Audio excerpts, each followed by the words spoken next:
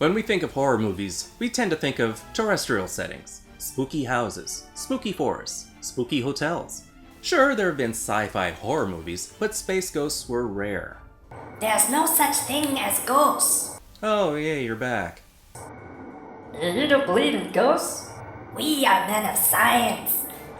Space is like the most haunted place there is. You're being naive. You can tell where this is going. This is Event Horizon. Like the opening text tells us, the Event Horizon disappeared and suddenly reappeared. There's only one remaining crew member, Lieutenant Rottenface Jumpscare. Meet Dr. Weir, played by Sam Neill. Recent widow, all he has left of her is a picture and the tub she died in. According to IMDb, this is 1/3 of the movie's special effects budget. If one audience member vomits, it would have been so worth it. Dr. Weir is sent with the crew of the Lewis and Clark, a rescue vessel captained by Captain Miller, played by Laurence Fishburne. The crew isn't too happy about being taken off vacation to be sent on a top-secret mission. Why can't we go to Mars, Captain?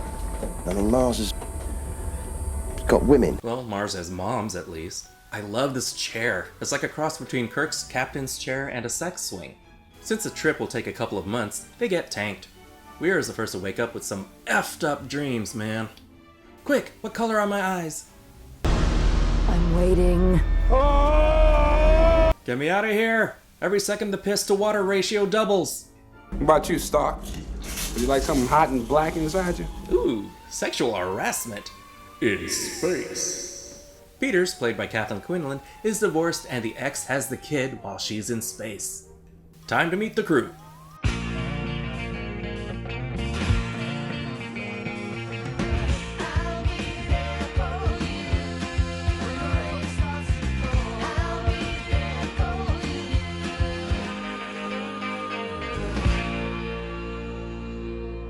Skipper, I got a question. What the fuck are we doing way out here? Oh, perhaps the good doctor will be kind enough to tell us. The Event Horizon is the culmination of a secret government project to create a spacecraft capable of faster-than-light flight. Vanished without a trace. Until now. Lots of spooky foreshadowing here. The Event Horizon's last transmission is less than hopeful.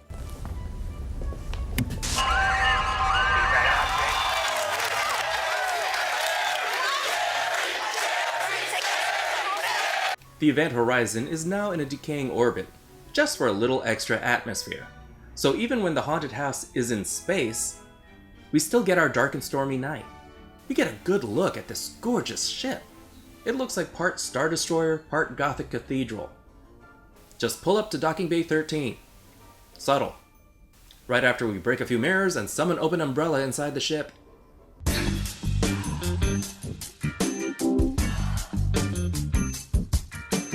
Gotta love the elevator that drops a whopping 6 feet. Were stairs too boring? Once on board, we don't see much signs of life.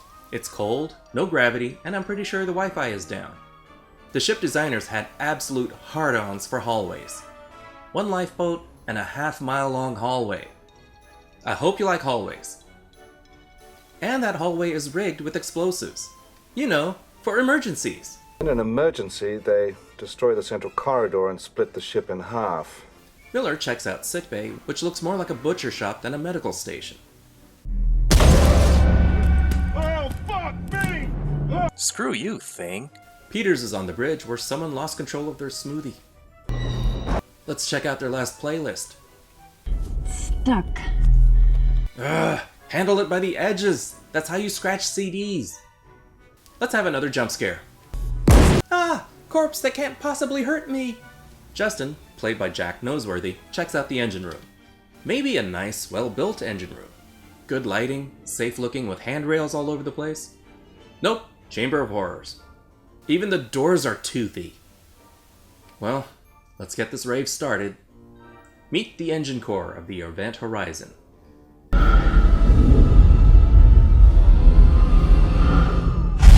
Hey, I didn't touch anything. It did that on its own. Now, you have some choices at this point. Step back, scan from a safe distance, throw something in for fun, or stick your hand in it. Do I even have to say? Yes, I want to leave the Matrix. Justin, you're not sticking your hand in there, are you? No, ma'am. Ah, it's gooey. Ah! Jodie Foster's got me! He's on a line, why don't they just reel him in like a fish? This seems to set off the engine, and a powerful surge fucks some shit up. It even damages the Clark, so the crew have to evacuate to the event horizon before it runs out of air. In normal haunted house terms, this is the bridge washing out, trapping our characters in the movie. Coop rescues Justin in the middle of this OSHA nightmare. Things aren't too bad on the event horizon, so power is restored right along with gravity. Wait for it. Yeah! The Clark is badly damaged, so while repairs are made, the crew must stay on the event horizon. What happened here, Doctor? Smoothie. Someone didn't hold the top while blending. Justin is alive, but pretty much unavailable for anything. Weir gives the grand tour. You can come down. It's perfectly safe. Maybe if you didn't design this place to be so pokey? The crew starts having hallucinations. I told you to wear knee pads when skateboarding. They play the last log entry before disappearing. Ave atque vale. Your Latin sucks. Huh, that wouldn't pay for Cinemax. There's a problem with the power, so Weir goes to check on it in the crawl space where motherboards go to die. Oh no, the Zoom dolly! Not now, honey, Daddy's working! And Miller starts hallucinating about hot guys. After these messages. We'll be right back. Smitty, played by Sean Pertwee, is a little freaked out and takes it out on Weir. You break all the laws of physics and you seriously think there would be a price? You would fucking sick, alright? Whoa, overreaction, Doctor. What are you telling me, that this ship is alive? Alive and PMSing.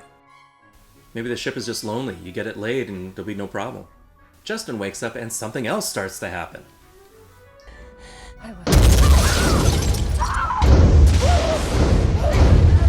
Wait. I got this. Who's there? Nailed it. Open the door. At least check the peephole first. Hey, this is kinda hot. Now call me garbage.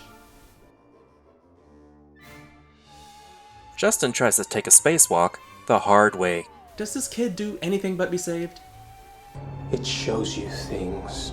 Horrible things. They watch nothing but Neill Breen movies. He seems to snap out of it, but it's a bit late. The worst vision of all, his parents having sex.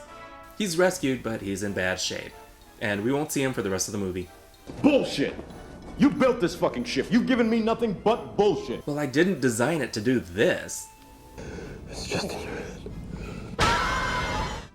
More is made of that recording. Save yourself from hell.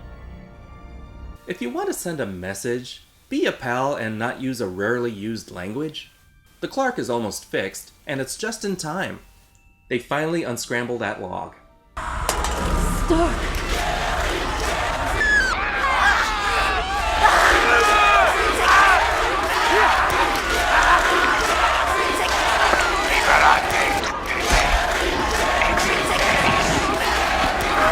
We're leaving. You can't leave. Get back on the Lewis and Clark, Doctor, or you'll find yourself walking home. I am home. Peters is this close to leaving when she gets one last vision. Apparently, handrails are outlawed in the future. That little fucker is so grounded. Weir has a flashback of his wife committing suicide, and this seems to break him. Weir goes Oedipus, and this motherfucker tears his own eyes out. Smitty spots Weir being sneaky on the ship. Miller finds a missing bomb, and they put two and two together. The good news, Smitty finds the bomb just in time. The bad news, it's just in time to watch it blow up. Aw, Alfred, are you gonna cry? Luckily, Coop is yanked away at the last second by a helpful wire. Where did that come from? Weir comes for the doctor. He must be late for his organ payments. I've started watching Repo, the genetic opera. Talk about spilling your guts. On the bridge, Miller finds Starck and Weir. This is what happens when you rub a cat's belly without its permission. What happened to your eyes? Where we're going, we won't need eyes to see.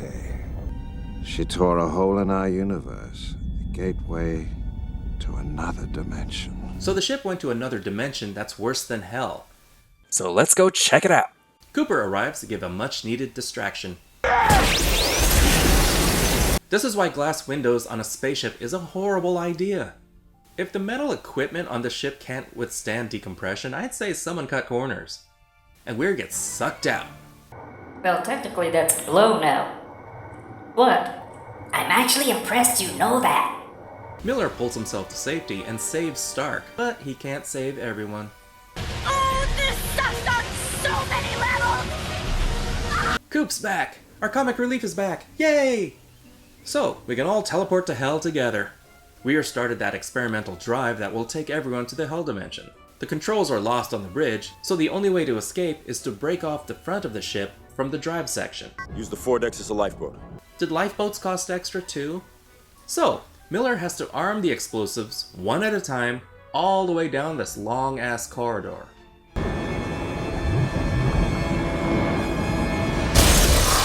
Oh yeah! Fireboy returns and traps Miller in the drive core room, but at least he has the detonator. This fight isn't going to be very satisfying, so let's switch it up. Weir is back, now looking like a Velociraptor chew toy. It is time to go back. I know. To hell. The reality is much, much worse. Black Friday at Walmart? And yes, once again, a confrontation with an evil being is reduced to a fist fight. Now let me show you.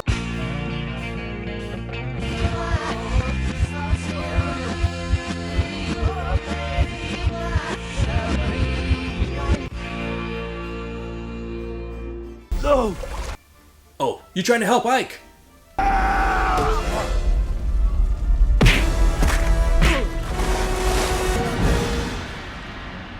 Red pill, motherfucker!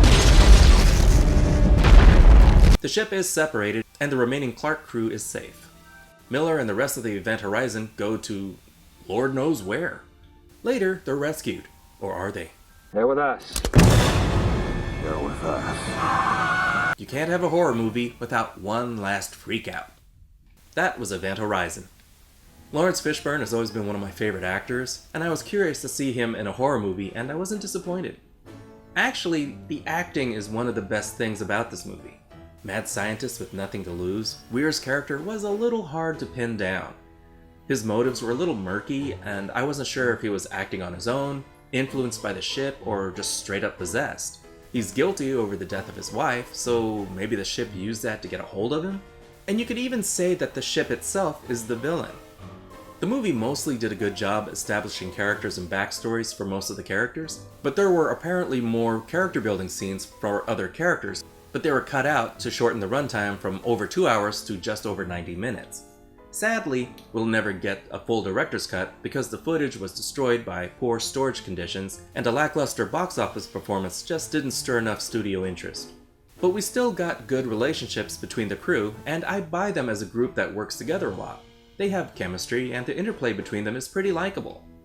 The score by Michael Kaman has a grand, unsettling awe to it, and it's a great fit to both the science fiction and horror aspects of the movie. The tone of the movie is dark, foreboding, and it really makes you uneasy.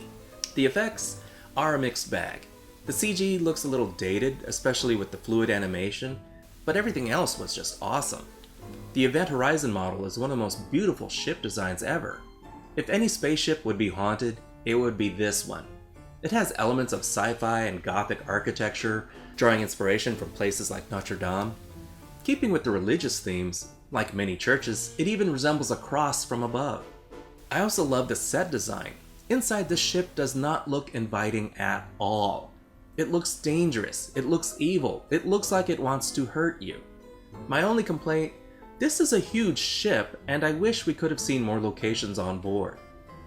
The story is an interesting take on the haunted house by adding a sci-fi element and somewhat explains the forces at work without over-explaining or leaving too little explored. You also got a few appreciated moments of humor. The horror isn't simply transplanted to a space environment, it uses the futuristic setting to update some haunted house tropes. Running out of air, being so far away from help. Instead of a magic spell conjuring hell, it's a spaceship. Still, you can't escape some tropes. Jump scares, spooky voices, hell, even the walls bleed. I like that they didn't shy away from the idea of hell, unlike other movies. Now, I'm usually not a fan of movies where the people's fears become real, but here it's a little more insidious. It's not using fears so much as using their personal demons against them.